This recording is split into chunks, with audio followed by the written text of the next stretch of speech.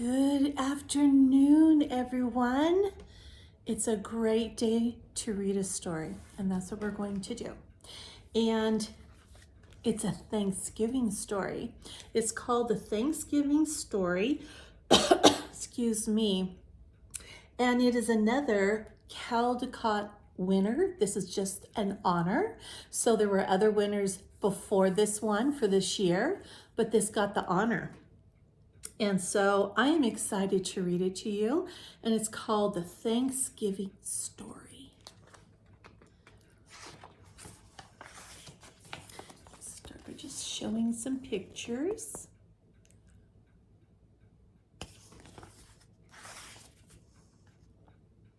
All right, it starts with, right here, a little kind of like an intro. Excuse me.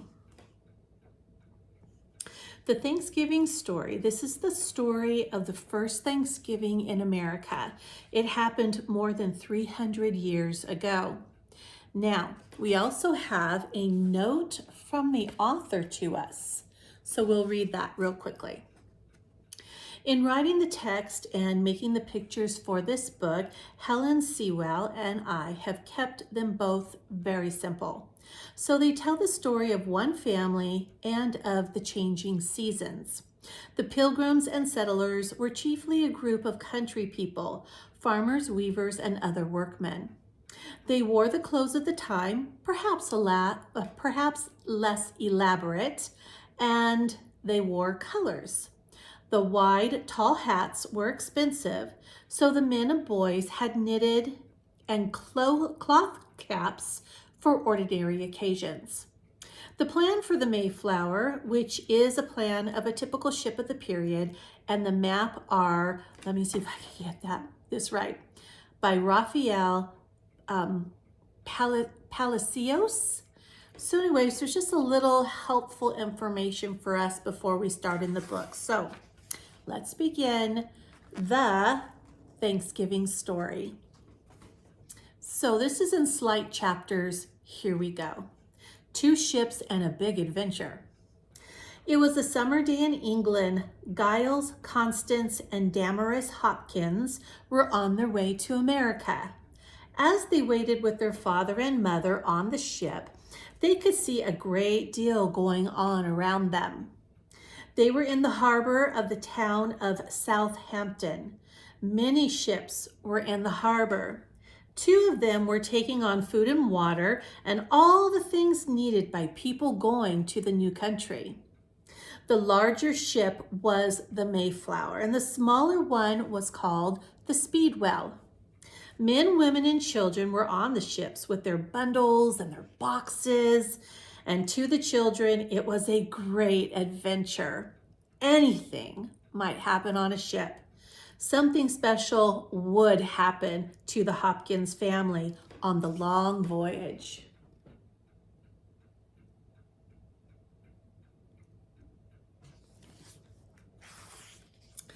The passengers on the Mayflower and the Speedwell were of many different kinds. All of them were settlers going to settle or make homes in a new land. Some of them were the people that were called pilgrims. Now, a pilgrim is a person who travels to far off places because of his religion. In England at the time, everyone had to go to the same church. The pilgrims wanted to be free to have their own church, to worship God in their own way. So they had left England and gone to live in Holland. Now they had come back from Holland to sail for America. Some of the people on the ship were servants and a few were hired workmen. A carpenter like John Alden would be useful in the new land.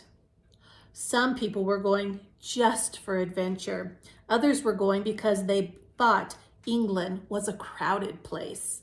There would be more room to farm in America. Between the decks, there was room or space for the passengers. The sailors called them tween decks. In the lower part of the hull, or in the lower part or hold of the ship, were barrels of food and water.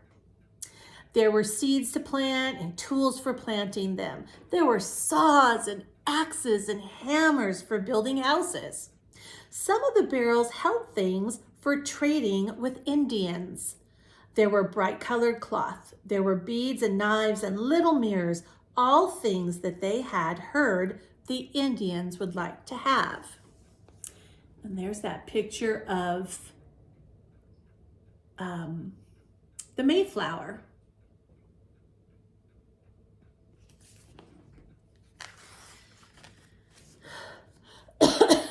Excuse me. Now the time had come for the ships to start on the great adventure. The children would have liked to be on deck, to see the land as they sailed away from it. But the sailors were very busy. The captain gave orders for the passengers to stay below until the ships were out of the harbor. Only the sailors could go on the deck while the sails were being set.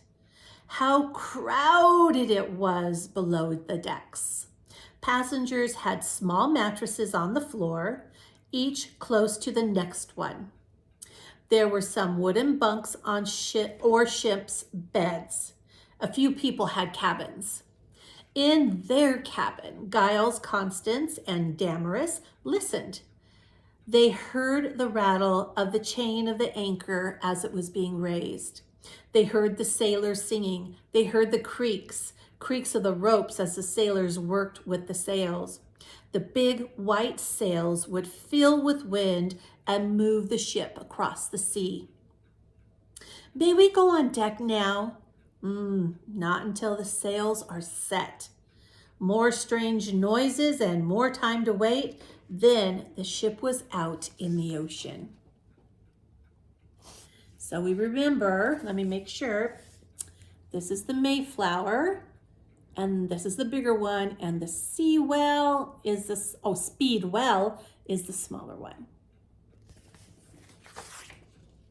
Soon the captain of the Speedwell put up a signal flag. These flags told the other ship that the Speedwell was in trouble. She was leaking and could not go on. Perhaps her cabin was afraid to take such a small ship on such a long voyage. Both ships sailed back to land. Some of the passengers from the Speedwell stayed in England, as some of them went to the Mayflower. Oh, that made the Mayflower more crowded than ever. There were 102 passengers on that small ship. Many of them were children. Okay, chapter 2. A ship sails alone. This time the Mayflower sailed from Plymouth. Out into the wide ocean went that little ship. Now she was all alone. Soon even the seagulls that followed her had flown back to the shore. Many people were seasick. Others were sick because they did not have fresh fruit and vegetables to eat. And most days they ate hard biscuits and salted or dried meats. A few times a week, they could make out a charcoal fire, and they would put it on sand placed in an iron box, and they would sit around it to get warm. Then they cooked a big pot of porridge or soup or stew. Nothing felt so good as that warm food in their stomach. Warm days, sunny days, gray days, rainy days. Then came a big storm. How the waves beat against the ship. Everyone was afraid. Perhaps they would have to go back to England. After the storm, the sea grew calmer, and the Pilgrims gave thanks to God. A baby was born to the Hopkins family, a baby brother for Giles, Constance, and Damaris. What was the new baby to be called? Now, some of the children on the ship had names like Love or Resolved or Humility and Remembrance. There seemed to be only one name for a child born on the ocean. And so the Hopkins family said that the baby Hopkins would be called Oceanus. The Mayflower sailed on and on. The days and nights grew colder, and there were plenty of times to talk about Virginia, the part of America where they were going to. It would be warm there with sunshine and flowers and green trees. So I want to show you the picture of the little baby before we get too far. So this is the Hopkins family and their children and Oceanus right there in the little basket. As the days went on, more people were sick. Would the food and water last until the ship arrived on land?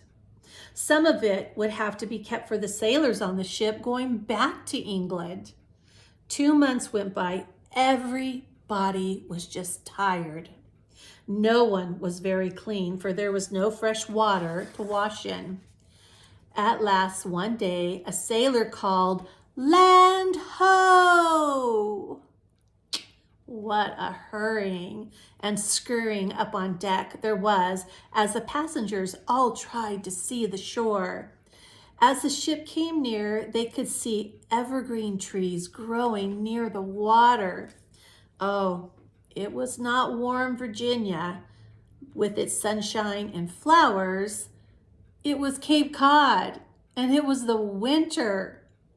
There were no friends to welcome the Pilgrims, no houses to live in, but they had come to land, and so they knelt and thanked God for bringing them safely to this new country.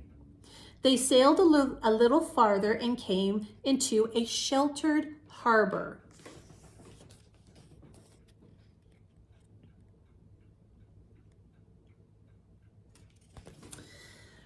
Chapter 3, I believe it is. The new land. Everyone would have liked to go on shore to walk the good, firm ground.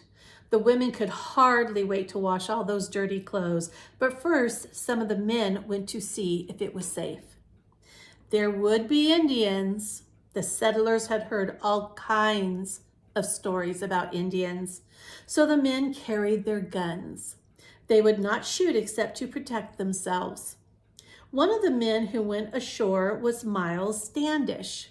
He was a soldier, and he had been training some of the men on how to use the guns. Another was Stephen Hopkins, father of the Hopkins children. On the Mayflower, Giles, Constance, and Damaris waited and waited for their father to come back. Oceanus slept and slept, as babies do. The men waded through ice-cold water, pulling the ship's boat up on the beach. They walked along the shore, and there seemed to be nothing but sand and sand and sand and more sand. They cut some sweet-smelling branches of juniper, a kind of evergreen, and took them back to the ship. And that night the settlers had a warm wood fire. Some of the women and children on the Mayflower went ashore as soon as they could and had a wash day. There was a pond of fresh water near the beach, and it was good to have clean, fresh clothes again.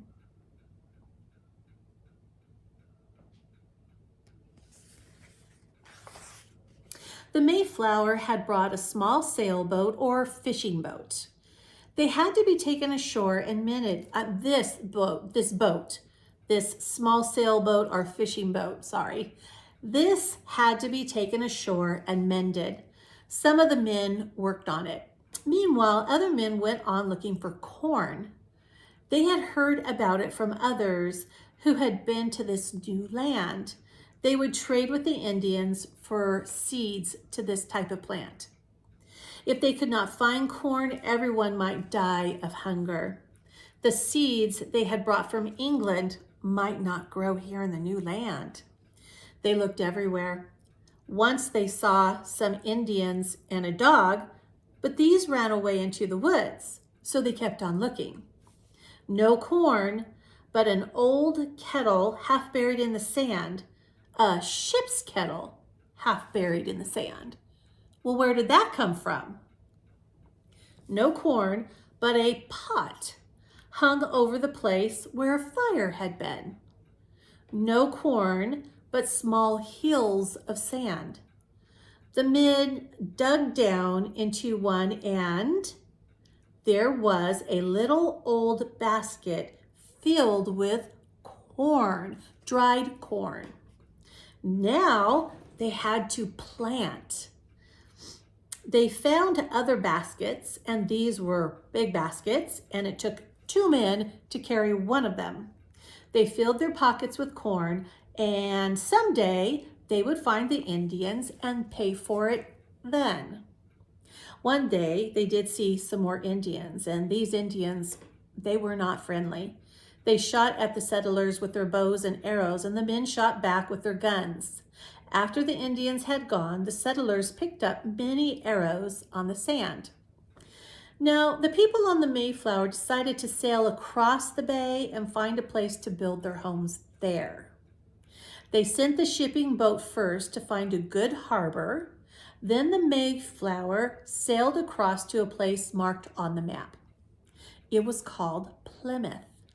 The settlers called it New Plymouth because they had sailed from England from a place called Plymouth. It was now a very cold December day when some of the settlers landed, and once again they knelt and thanked God for his care of them. And this right here, this was a good place for homes. Indians had lived here, and there were fields of corn that had been grown.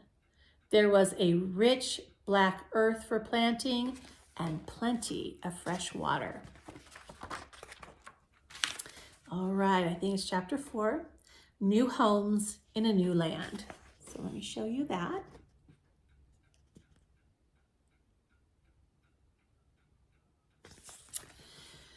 Whew, the winter was not a cold one, but it did seem long for the settlers. Many of them were sick. Many of them had died. It was a very sad time for everybody.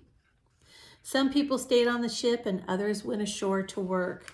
They took with them some boards that they had brought on the ship.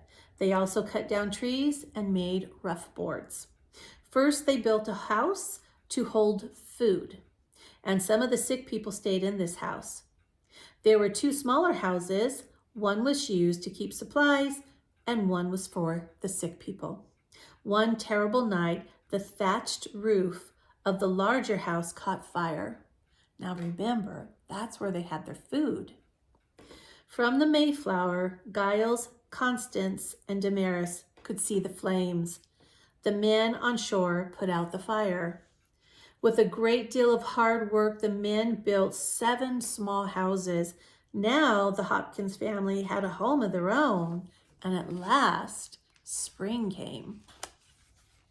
There were some new leaves on the trees and the flowers in the woods and fields. Birds sang in the trees. The country was no longer cold and wintry and bare. It was green and friendly and beautiful. Almost everyone was weak and thin, for there had been so much sickness and not enough to eat. But weather for planting seed was coming. Giles, Constance, and Damaris, well, they were happy to be out in the spring sunshine. Ever since they had landed, the settlers had been finding new trees and plants in this new land. They also found many trees and flowers that they had not known in England. They told each other about them as if they were meeting old friends. Here are oaks and walnuts and birch trees, ash and wild cherry and plum, and here are strawberries and watercress. In April, the Mayflower went back to England. Now the settlers were alone, really alone in this new country. Alone, except for the Indians. Sometimes the settlers saw smoke from Indian fires. They saw Indians too, but the Indians always ran away. One day, a tall Indian just walked right into that village, into the Pilgrim village, and spoke to the settlers in English. He had learned it from some of the sea captains who had come to that part of the country, and his name was Samoset.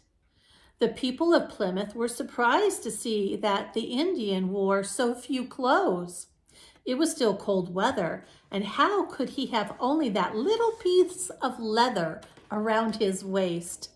They gave him an old coat to wear. Later, he brought another Indian named Squanto, who wrote better English because he had been taken to England on a ship. The two told the Pilgrims why there were so few Indians in that part of the country. Many of them had died of sickness. It was fine to have a friendly Indian there in the daytime, but when night came, the settlers wished he would go away. He stayed, so they let him sleep in the Hopkins house, but watched him all night. Did Giles, Constance, and Damaris stay awake, wondering about their strange visitor? We do not know that. But after this, the Indian chief, Massoyat, Massoyat. After this, the Indian chief Massoyat came to visit. The people of Plymouth made a place for the chief outside of the houses they were building. They put boards and blankets on the ground and a green rug and cushion for Massoyat to sit on.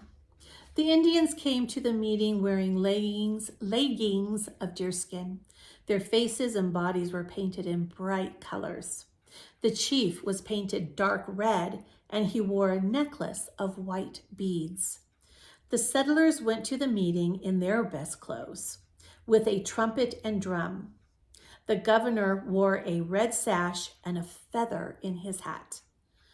The settlers gave the Indian chief 2 shining knives and a copper chain to hang around his neck. Massoyat promised to be friendly. When his people came to Plymouth, they would not bring bows and arrows with them, and the promise of friendship was kept for 50 years. And I believe it was because Massoyat, the Indian chief, had died. But it was for 50 years. Squanto, the friendly Indian, stayed in Plymouth. He showed the settlers how to plant corn in the Indian way. The Indians always put a small dead fish in each place where the seed was planted. This fertilized the corn and helped it grow.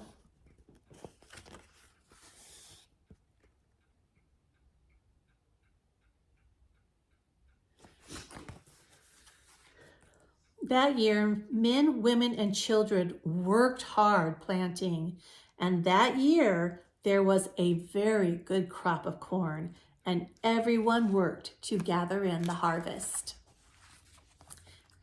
Chapter 5, A Time of Thanksgiving. The Pilgrims decided to have a special day to thank God for all he had given them. They had done this at harvest time in England. Now they wanted to have a Thanksgiving feast and invite the Indian chief and his people. And what a feast it was. Men went out into the woods to shoot deer and wild turkeys. The women cooked and baked. Now remember, only 51 settlers had lived through the winter. And guess what? Half of that 51 was children. Only a few women to do all the cooking. The older children helped as much as they could, and by now, Oceanus Hopkins was walking, and a new baby, Peregrine White, slept in the cradle. Peregrine was born on the Mayflower when it was anchored off Cape Cod. His name meant wanderer or pilgrim. The day of the Thanksgiving dinner was warm and pleasant. Long tables were set out of doors. Probably the Pilgrims dressed in the best clothes they had, the men wearing their big wide hats instead of work caps. Then Masoyet, the great chief, came, and the settlers must have counted the long, long line of Indians that followed him. 1, 2, 20, 40, 50, 60. Yes, there were 90. Somehow, there would be food for everyone. And there was. Masoyet and his men had done their share. They brought deer for the feast. The Indian chief and the governor of Plymouth sat at one table. Some sat at tables, some on the ground. Elder Brewster, the minister, said a prayer giving thanks to God for homes and food and safety in the new land. The Indians may have understood about the prayer, for their people had a Thanksgiving prayer of their own. They gave thanks to their God, who made the trees that grow, who make the corn grow, and all kinds of fruits.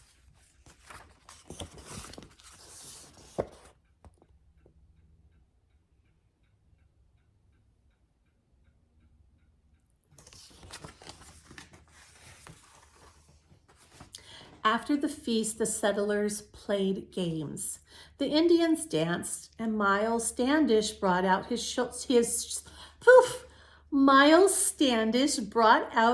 soldiers, and they drilled as the Indians watched. And the Indians stayed for 3 days. The Pilgrims did not forget the hard times. They knew there would be difficult times to come. Still, they felt they had many things to be thankful for. They had food and houses and warm fires. The Indians were their friends. They were free in the new land. They were free to work. They were free to make their homes. They were free to worship God in their own way. Perhaps they sang the hymn they had brought to the new world with them. Praise God from whom all blessings flow. Praise him, all creatures here below. And if they did, Constance, Giles, and Damaris sang with them. And the back of it says, the Thanksgiving story. Thank you for listening with me. And since this is a Thanksgiving story, I hope all of you will enjoy a great Thanksgiving this year. Bye.